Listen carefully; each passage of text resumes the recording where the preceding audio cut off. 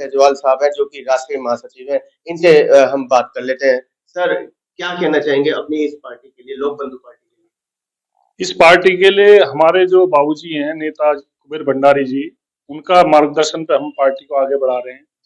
और वो जेपी आंदोलन के एक अकेले लीडर हैं जो अभी हैं, और इमरजेंसी में भी उन्होंने जो है वो चौधरी चरण सिंह और लोकबंधु राजनारायण जी के साथ में जो है वो आगे राजनीति करते थे। उसके बाद में जब इंदिरा गांधी जी खत्म हुई और जब लोकदल उनके बाद में चौधरी चरण सिंह खत्म हुए और लोकदल खत्म हुई, तो ये सब नेता बिखर गए। तो सबने अपनी अपनी पार्टी बना ली और कुछ दूसरी पार्टियों में चले गए। एक हमारे कुबेर भंडारी जी बाबूजी जो आंदोलनकारी नेता हैं, वही एक ऐसी छवि के नेता हैं जिन्होंने आज तक ना कोई पार्टी में गए और अकेले आज तक सबसे लंबा संघर्ष हमारे बाबूजी कुबेर भंडारी ने करा। तब उन्होंने आखिर में देख लिया कि उनका जीवन का जो है समय थोड़ा रह गया, तब उन्होंने मेरे लोकदल में उनके साथ में जो है वरिष्ठ प्रदेश उपाध्यक्ष रह के काम करा। तो उन्होंने मेरे को आदेशित करा कि ये सब जो है आखिर में आके कोई समझौता कर लेता, कोई गठबंधन कर लेता। तब उन्होंने मेरे को दिल्ली भेजा। जाते हैं हाँ, दिल्ली भेजा कि जाओ, अब समय आ गया है कि अब जो है किसी पार्टी, कोई पार्टी अब भला नहीं करने की। जब तक मैं हूं तब तक आप लोग इस पार्टी को अपने सामने, लोक बंधु राजनारायण जी के नाम पे उन्होंने जो है पार्टी का नाम रखा कि अपने सामने सामने मैं आप लोगों को वो चीज दे जाऊंगा जो आज तक कोई नेता नहीं कर पाए। भारतीय जनता पार्टी के कई बार नेता उनके पास गए, हमारी पार्टी में आ जाओ, पर उन्होंने अपनी विचारधारा के साथ में समझौता नहीं करा, क्योंकि लोक बंधु राजनारायण जी और चौधरी चरण सिंह ये कहते थे कि भारतीय जनता पार्टी पूंजीपतियों की पार्टी है, और वो सही भी है जो सामने आ रहा है। लेकिन सवाल ये आता है हितेंद्र जी कि जनता छोटी पार्टी पर क्यों नहीं विश्वास करती? जनता छोटी पार्टी पर इसलिए विश्वास नहीं करती क्यों, जो पार्टी का लीडर होता उसका उद्देश्य जो है वो अपने उद्देश्य के तहत ही काम करता। कुछ जो है कुछ जमीनी स्तर की अगर हम बात करें तो आप लोग मेहनत वही बता रहा हूं मैं कि कुछ नेता सिर्फ चंदा लेने के लिए पार्टी बनाते हैं, दिखाते हैं, चुनाव आयोग में चंदा लेते हैं, अपना जीवन यापन करते हैं, और कुछ थोड़ा काम करके बड़ी पार्टियों में मर्ज लेते हैं, टिकट लेते हैं, जीत जाते हैं। बिल्कुल ठीक बात। और हमने जो हमारे बाबूजी ने मेरे को जो है पार्टी बनाने का आदेश दिया, मैं यहाँ के लोगों से सहयोग करा। लोगों से सहयोग करने के बाद में जब सब चीज बनाई, तब बाबूजी बोले कि आप कभी भी राष्ट्रीय अध्यक्ष नहीं रहेंगे, आप राष्ट्रीय प्रमुख महासचिव रहेंगे। राष्ट्रीय अध्यक्ष पद हम खाली रखेंगे, जो भी कार्यकर्ता जमीनी लेवल से मेहनत करके आएगा वो इस पार्टी का राष्ट्रीय अध्यक्ष भी बनना चाहिए। इसलिए हम अपनी विचारधारा जो हमारी है वो आज तक किसी पार्टी की ना थी, ना हुई, ना होगी। हितेंद्र जी, बात करें लगभग कितने साल पुरानी हमारी ये पार्टी? हमारी पार्टी 18 दिसंबर 2020 में हमारी यही जो है पहली वो हुई थी बैठक, जिसमें जो है ये निर्णय लिया गया था, बाबूजी भी आए थे कि भाई अब अपनी पार्टी बना लीजिए। हाँ, बनानी चाहिए। तो एक चंद दिनों बाद तो 18 आप दिसंबर की बात कर रहे हैं, तो स्थापना दिवस भी आने वाला है आप लोग। हाँ, तो इसलिए जो है हम चाह रहे हैं कि अब क्या अपना छोटा मोटा स्थापना दिवस बनाए।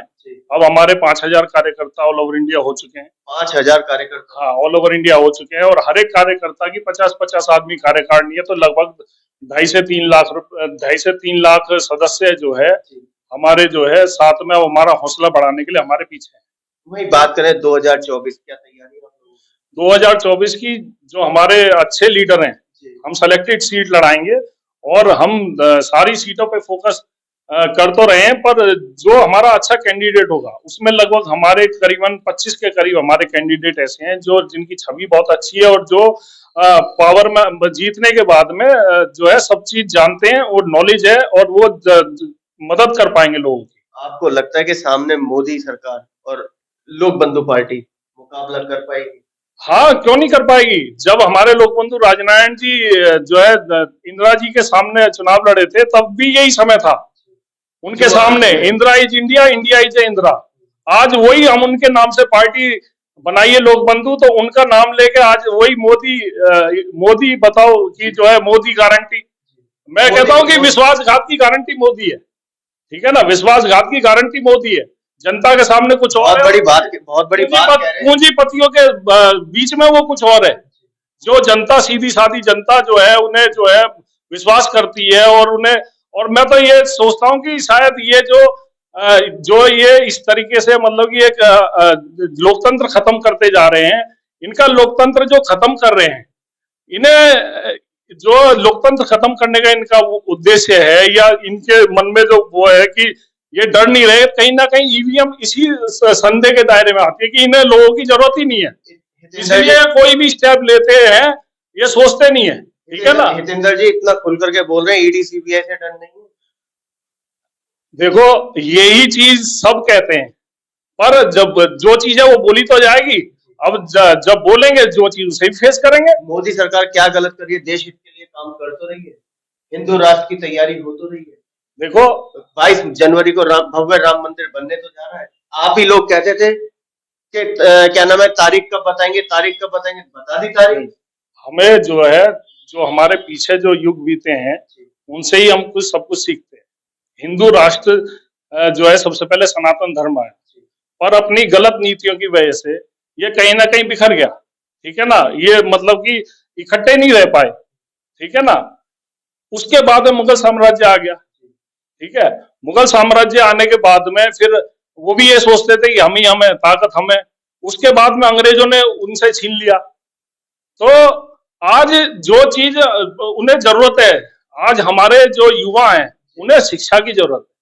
अगर आज हम उन्हें फिर उसी उनमें लगा दें धर्म पूजा पाठ में, ठीक है ये जरूरी है और ये माननी भी चाहिए, हर एक को अपना धर्म मानना चाहिए, पर बच्चों के लिए सबसे ज्यादा जरूरी, जैसे महंगाई है और टेक्नोलॉजी आज की डेट में बाहर देशों के बच्चों को देखें और हम अपने हिंदुस्तान के बच्चों को देखें, अगर शहर के बच्चों को देखें और गांव के बच्चों को देखें, आज भी गांव का बच्चा बहुत मतलब कि पीछे है टेक्नोलॉजी में। फिलहाल अगर हम बात तो हमें जरूरत इस वक्त शिक्षा की है, ना कि जो है दोबारा उन बच्चों को हम मंदिरों में पूजा पाठ में लगा। पार्टी की अगर हम बात करें तो पार्टी कार्यकर्ताओं को जोड़ने के लिए, जनता को जोड़ने के लिए क्या क्या कर रही है?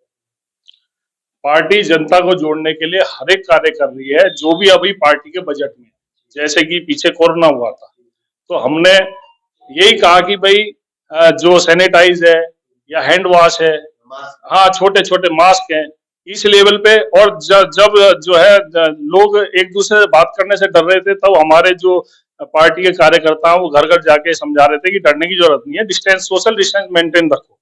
ठीक है ना। तो ऐसे छोटे छोटे बहुत सारे कार्य, जैसे जो है जितने प्रदेशों में हमारे कार्यकर्ता हैं थे, तो जो दिल्ली से मजदूर परेशान होके जा रहे थे, तो हमने यही कहा कि भाई अगर तुम किसी मजदूर को एक टाइम की रोटी खिला सकते हो तो खिला के मदद कर दो, उसमें कोई ज्यादा पैसा नहीं लगता।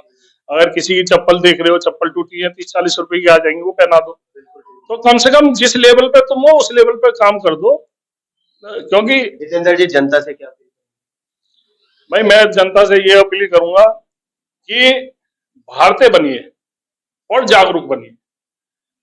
भारतीय इसलिए कि हम संविधान के तहत, जो हमें संविधान मिला हुआ उसमें लिखा हुआ है कि हम सब भारतीय, लोकतंत्र के जीवित रख के हमें भारतीय जो है बना गया है, और वो हम तभी जिंदा रख सकते हैं जब हमें जागरूकता होगी। हर एक पार्टी वोट लेने जाती है, वो हमें अपने उनके विचारों से और उनके जो तथाकथित कर्म है उनसे ये आइडिया लगाना है कि हमें अपने देश के अच्छे भविष्य के लिए क्या करना है। तो भारतीय बनिए और जागरूक बनिए, जो भी चुनो अच्छा चुनो, देश के लिए अच्छा हो, जो देश को बेहतर भविष्य दे, देश के बच्चों को बेहतर भविष्य दे, जो चिकित्सा में दिक्कतें आ रही हैं उन्हें सही हो।